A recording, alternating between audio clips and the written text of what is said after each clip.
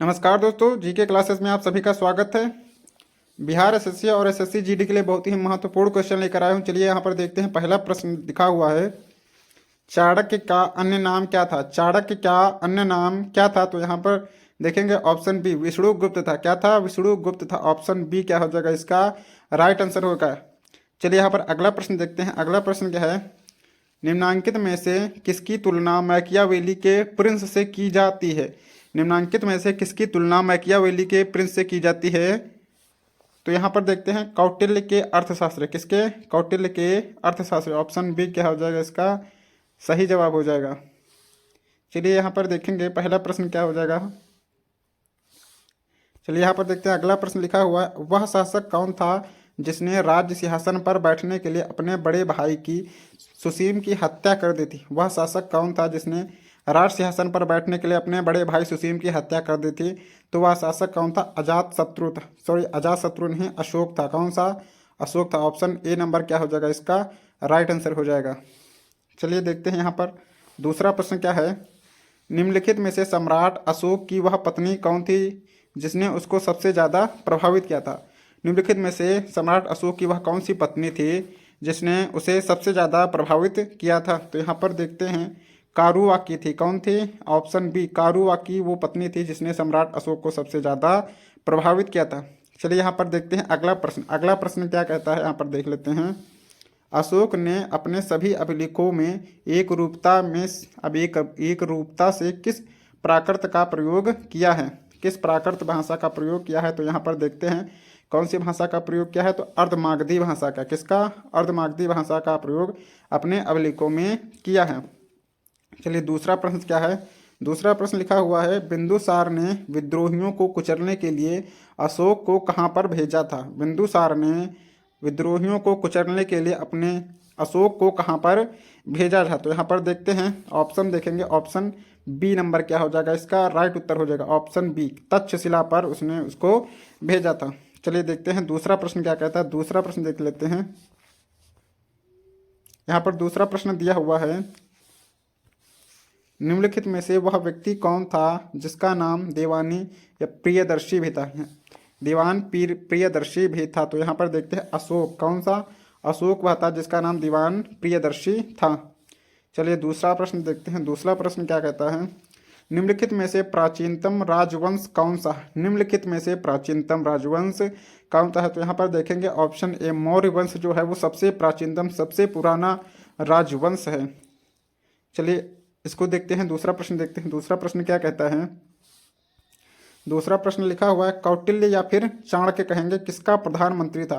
कौटिल्य या फिर चाणक्य किसका प्रधानमंत्री था? तो यहाँ पर देखते हैं ऑप्शन बी चंद्रगुप्त मौर्य का। किसका? चंद्रगुप्त मौर्य का प्रधानमंत्री था। चलिए दूसरा प्रश्न यहाँ पर लिखा हुआ है। दूसरा प्रश्न देखते हैं, कलिंग विजय के उपरांत अशोक महान ने निम्नलिखित में से किस धर्म को अपनाया था? निम्नलिखित में से किस धर्म को अंगीकार या फिर कहते हैं अपनाया था? तो यहाँ पर देखते हैं इसका क्या हो जाएगा उत्तर। कलिंग विजय के उपरांत अशोक महान ने निम्नलिखित में से किस धर्म को अंगीकार कर लिया था? तो यहाँ पर देखेंगे ऑप्शन बी बौद्ध धर्म को अंगीकार कर लिया था। बौद्ध धर्म को अंगीकार कर लिया था। चलिए देखते हैं दूसरा प्रश्न क्या हुआ है। दूसरा प्रश्न यहाँ पर लिखा हुआ है। दूसरा प्रश्न क्या कहता है, चंद्रगुप्त मौर्य के शासन विस्तार में किसने मुख्य रूप से मदद की थी? यानी चंद्रगुप्त का जो शासन था उसे बढ़ाने में सबसे ज़्यादा जो मदद की थी वो किसने की थी? तो उसके प्रधानमंत्री चाणक्य ने की थी। किसने? उसके प्रधानमंत्री चाणक्य ने की थी। ऑप्शन सी क्या हो जाएगा राइट उत्तर हो जाएगा। चलिए यहाँ पर देखते हैं दूसरा प्रश्न, सांची किस कला व मूर्ति कला का निरूपण करता है? सांची जो है वो किस कला या फिर कह सकते हैं मूर्ति कला का निरूपण करता है? तो यहाँ पर सांची जो है वो बौद्ध कला, किसकी? बौद्ध कला है यहाँ पर दिखाई पड़ती है और बौद्ध कला की मूर्तियां भी यहाँ पर हमें दिखाई पड़ती हैं। चलिए दूसरा प्रश्न देखते हैं। दूसरा प्रश्न क्या कहता है, दूसरा प्रश्न यहाँ पर दिया हुआ है, प्राचीन भारत का वह प्रसिद्ध शासक जिसने अपनी जीवन के अंतिम दिनों में जैन धर्म को अपना लिया था? प्राचीन भारत का वह कौन सा शासक था जिसने अपने अंतिम दिनों में जैन धर्म को अपना लिया था? तो वह कौन सा शासक था? वह शासक था अशोक। कौन सा था? वह शासक कौन था? अशोक शासक था। चलिए देखते हैं दूसरा प्रश्न क्या लिखा है।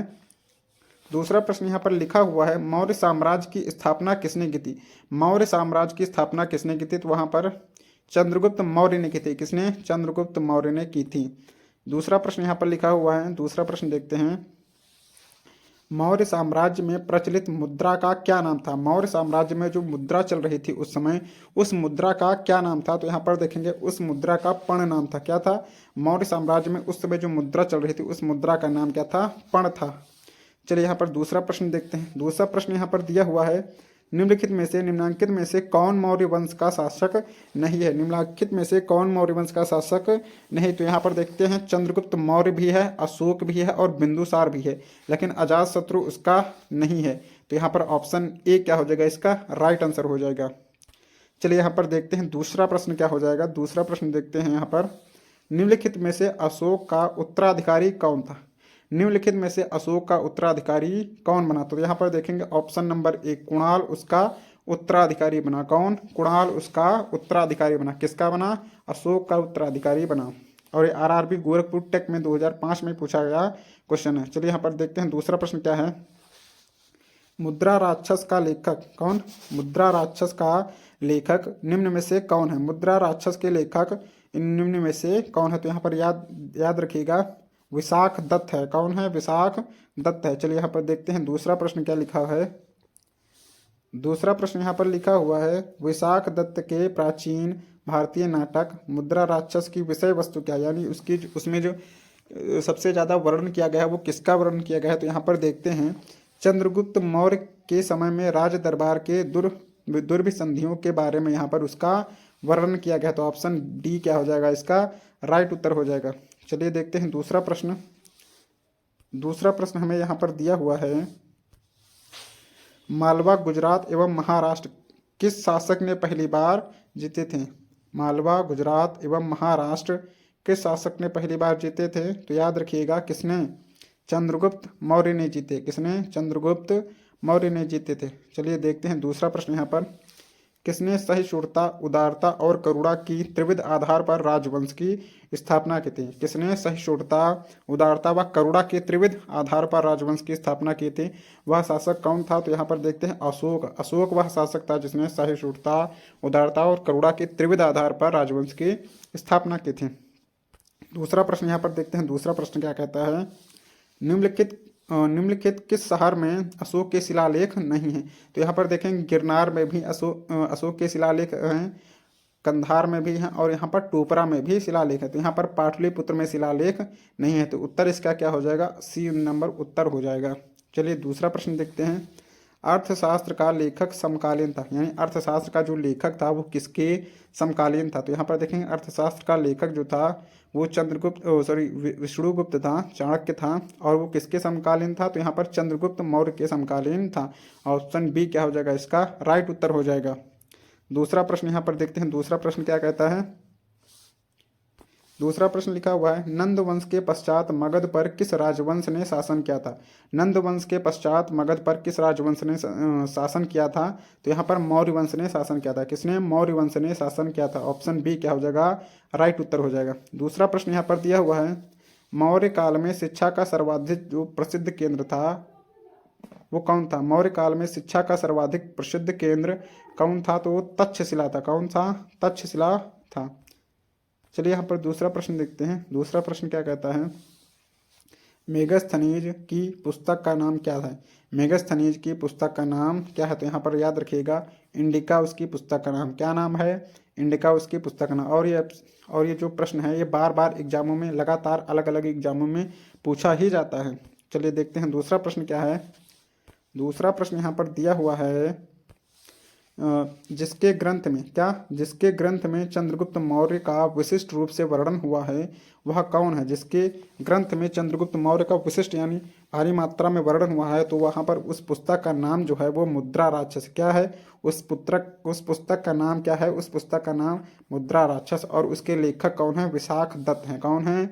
विशाख दत्त हैं। तो ऑप्शन सी क्या हो जाएगा? इसका राइट आंसर हो जाएगा। चलिए देखते हैं दूसरा प्रश्न, वह स्रोत कौन सा? वह स्रोत जिसमें पाटलिपुत्र के प्रशासन का वर्णन उपलब्ध है वह कौन सा है? वह स्रोत जिसमें पाटलिपुत्र के प्रशासन का वर्णन का उपलब्ध है वह कौन सा है? तो यहाँ पर याद रखिएगा वो कौन सा है? इंडिका। किसमें? इंडिका में पाटलिपुत्र के प्रशासन का उल्लेख है। दूसरा प्रश्न यहाँ पर देख लेते हैं, दूसरा प्रश्न क्या कहता है। दूसरा प्रश्न यहाँ पर देखेंगे। अगला प्रश्न है अशोक के शिलालेखों में प्रयुक्त भाषा कौन है। अशोक के जो शिलालेख हैं वो किस भाषा में लिखे गए थे, तो यहाँ पर याद रखिएगा प्राकृत भाषा में। कौन सी? प्राकृत भाषा में लिखे गए थे। यहाँ पर अगला प्रश्न देखते हैं, अगला प्रश्न क्या कहता है हमसे। अगला प्रश्न यहाँ पर देख लीजिएगा, निम्नलिखित में से किस मौर्य राजा ने दक्कन की विजय प्राप्त की थी, यानी निम्नलिखित में से किस राजा ने दक्कन की विजय प्राप्त की थी। तो यहाँ पर याद रखिएगा कौन सा वो राजा था, तो वो राजा था कौन? अशोक राजा था। कौन था? अशोक राजा था। तो यहाँ पर थोड़ा इसको इधर कर लेते हैं,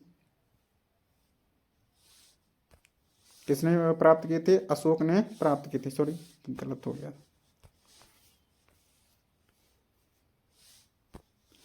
चलिए इसका आंसर क्या हो जाएगा? ए नंबर हो जाएगा। दूसरा प्रश्न यहाँ देखते हैं, दूसरा प्रश्न क्या कहता है। मेगस्थनीज ने भारतीय समाज को कितने श्रेणियों में विभाजित किया था। मेगस्थनीज ने भारतीय समाज को कितने श्रेणियों में विभाजित किया था? ऑप्शन देखेंगे, सात समाज में विभाजित किया था। कितने? 7 समाज में विभाजित किया था। ये बीपीएससी एग्जाम में पूछा गया क्वेश्चन है। चलिए दूसरा प्रश्न देखते हैं, दूसरा प्रश्न क्या कहता है हमसे। दूसरा प्रश्न है कौटिल्य के अर्थशास्त्र में किस पहलू पर प्रकाश डाला गया है। तो यहाँ पर याद रखिएगा ऑप्शन बी, राजनीतिक नीतियाँ यहाँ पर दिखाई गई हैं। क्या? राजनीतिक नीतियाँ। चलिए दूसरा प्रश्न यहाँ पर लिखा हुआ है, निम्न में से कौन सा क्षेत्र अशोक के साम्राज्य में सम्मिलित नहीं था। तो यहाँ पर याद रखिएगा अफगानिस्तान भी था, बिहार भी था और कलिंग भी था, लेकिन श्रीलंका यहाँ पर नहीं था। तो ऑप्शन सी क्या हो जाएगा? इसका राइट उत्तर हो जाएगा। चलिए दूसरा प्रश्न यहाँ पर देख लेते हैं। दूसरा प्रश्न हमसे क्या कह रहा है, पाटलिपुत्र को किस शासक ने सर्वप्रथम अपनी राजधानी बनाई। पाटलिपुत्र को किस शासक ने सर्वप्रथम अपनी राजधानी बनाई। तो यहाँ पर याद रखिएगा चंद्रगुप्त मौर्य ने। किसने? चंद्रगुप्त मौर्य ने बनाई थी। दूसरा प्रश्न यहाँ पर देखते हैं। दूसरा प्रश्न लिखा हुआ है पाटलिपुत्र में स्थित चंद्रगुप्त का महल मुख्यतः किस चीज का बना हुआ था। पाटलिपुत्र में स्थित चंद्रगुप्त मौर्य का मुख्यतः जो महल था वो किस चीज का बना हुआ था। तो यहाँ पर उसका जो महल था वो लकड़ी का बना हुआ था। किसका? लकड़ी का बना। तो ऑप्शन बी सी क्या हो जाएगा? इसका राइट उत्तर हो जाएगा।